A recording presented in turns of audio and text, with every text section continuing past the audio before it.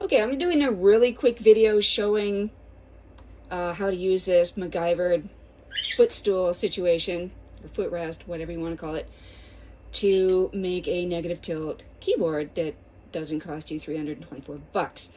So you can see right here that the incline is roughly what it is with the expensive guy. I really don't have a good way of positioning this camera, so it's going to be pretty goofy, but that's what it is. It's like this. And when I turn it around to the front,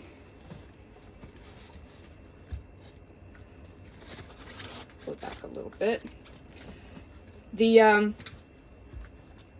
footrest has those little rubber things that keep stuff from sliding around. So this thing is pretty stable on here. When it's at sort of that almost optimum tilt, at least for me, it just sits there.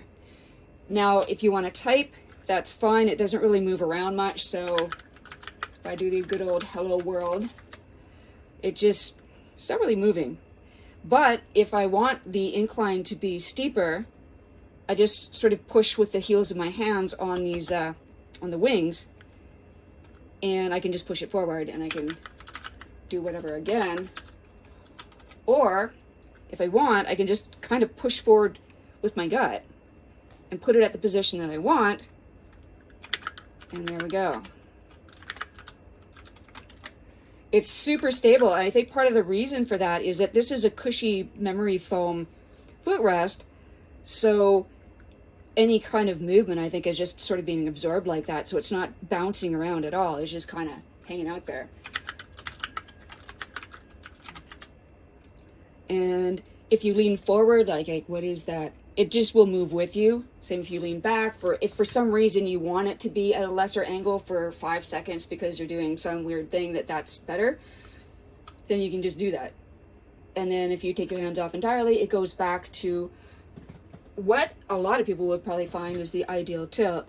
I tend to tilt it forward just a little bit more, so that's the same as quite close to what the angle was on the expensive one. But yeah, I would say it's fantastic. And the thing is with this footstool thing is if you're taller than me, because I'm only 5'5", and you need it to be up higher, it also has this thing which sticks with Velcro like that. So it gives it another layer, and this top surface again is going to have that dotted stuff. So that'll bring it up 2 inches.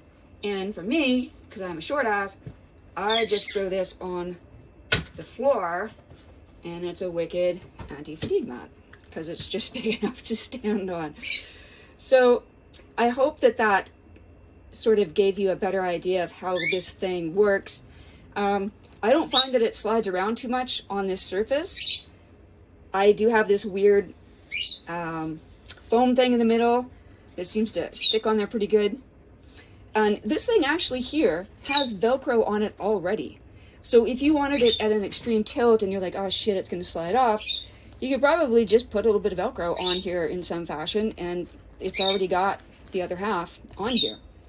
Or you could do the same thing at the back, because the Velcro at the back ends up, the built-in Velcro at the back, I should say, ends up right under the ends of the wings. So there's lots of stuff you could do with it. But the major thing is it's not bouncing around ridiculously while you're typing, right? Because who wants that? And you just control it to do whatever you want to do. So it's working really well for me, and I hope it works well for you. And if it doesn't, well, you have $50 worth of an awesome footstool, which you can probably use somewhere anyways. I actually use this footstool thing for a lumbar thing as well. I put it in the back of, I've got this one of those outdoor camping chairs that has no support whatsoever, but I like to go in it anyways. So I just put this thing behind the small of my back, and it works perfectly. So yeah, this thing is entirely useful for all kinds of things. So even if you for some reason can't do it with the keyboard, you still have a useful thing. So you kind of can't miss. Anyways, I hope that explained the situation, and yeah, you could save yourself a bit of cash doing it this way. Bye-bye.